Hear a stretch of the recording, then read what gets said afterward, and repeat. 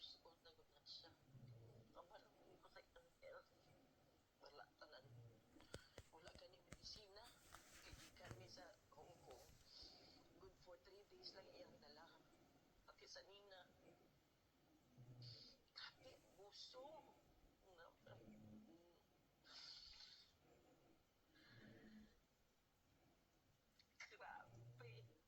Wala man na siya ni-trigger o pusil. Sige isa. Wala man na siya gi-pusil. Wala man na siya gilunggag. Accusation sa nahin kabubo. Pasa man ang nahin.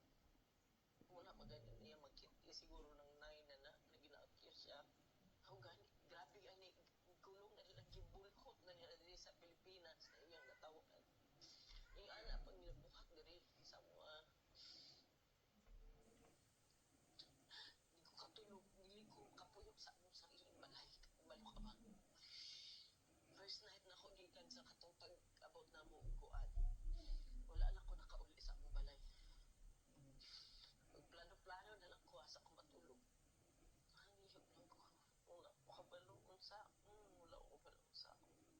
Kabalo ilang ko kay ultimo pagkaon ana ba. Minisaya lang ang gusto ana.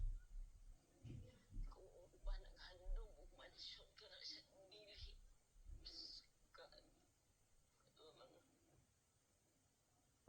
Maghangyo ko sa inyo. Tabundang ato di siya mubalik. Ayaw yun mo